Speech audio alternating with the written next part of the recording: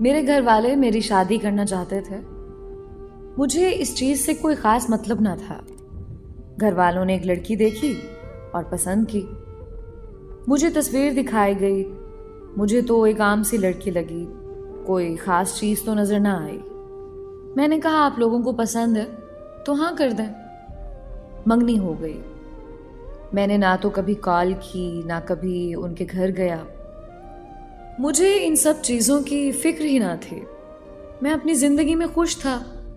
अच्छा कमा लेता था, अपना काम था, ऊपर फ्लैट था, बाहर से खाना खाता और सो जाता। पूरा दिन नीचे काम पर गुजारता था। दिल किया तो घर भी चले जाते थे हम। शादी का दिन आ गया। मैंने घर कहा बस निकाह करो और कोई रस्म वगैरह रहने दो। मुझे बस यही था, एक लड़की की जिम्मेदारी उठानी है बस। खाने पीने और जो वो ज़रूरत की चीज़ें मांगे ला दो बस। मतलब कि शादी ना भी होती तब भी अपना गुजारा हो रहा था। शादी हो भी जाए तो फर्क तो आना नहीं था। शादी हुई, लड़की को घर ले आए। बाकी वो जो रस्म वगैरह होती है ये तो सब घर वालों की होती है।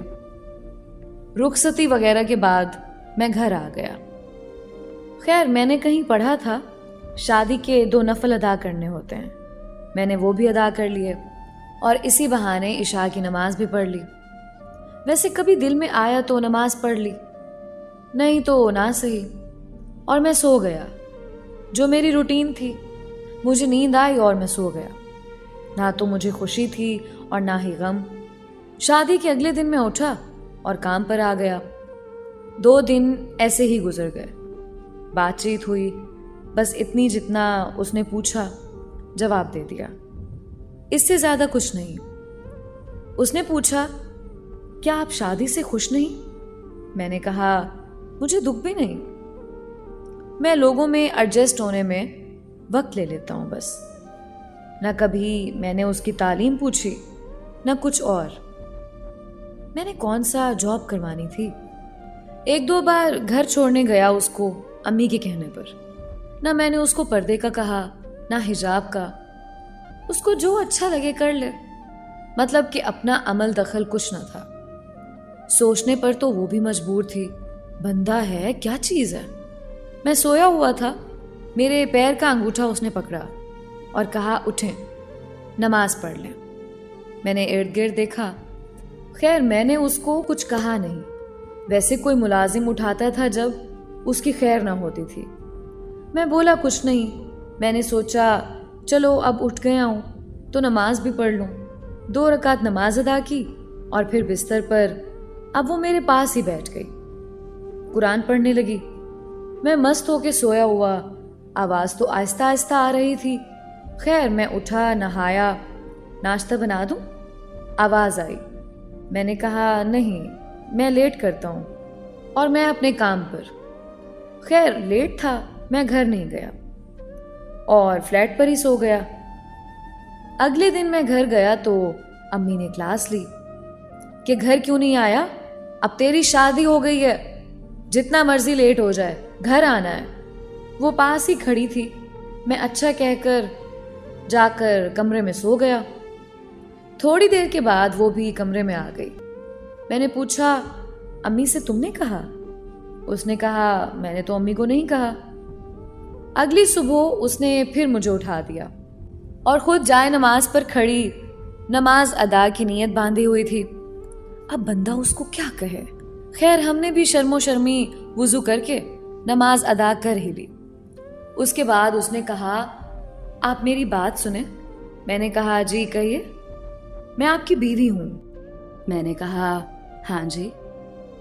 बीवी के कुछ हुकूक होते हैं। मैंने कहा पता है।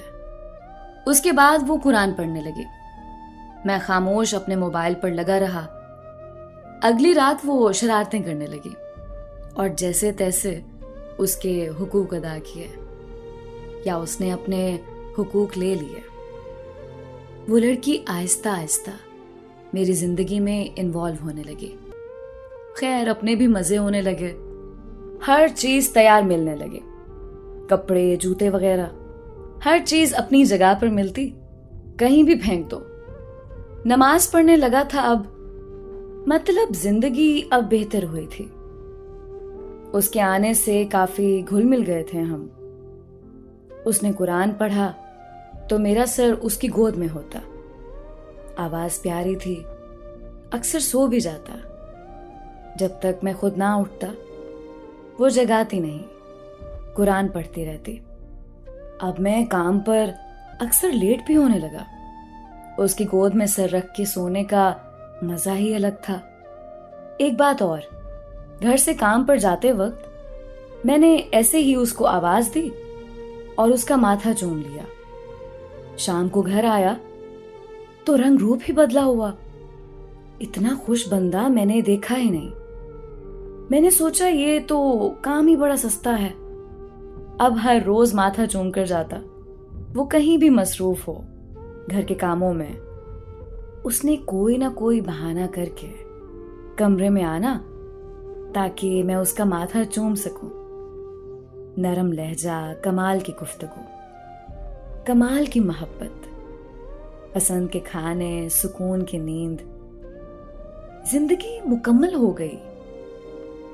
जिंदगी में लोग कैसे खामोशी से दाखिल होते हैं और आप पर हुक्मरानी करने लगते हैं। क्या जुर्रत हमारी जो इनकार कर सके उन्हें। कई बार तो दिल निकाल कर देने को भी दिल किया। खामोश मोहब्बत बहुत प्यारी होती है। मोहब्बत अल्फाजों की नहीं, एहसास की होती है।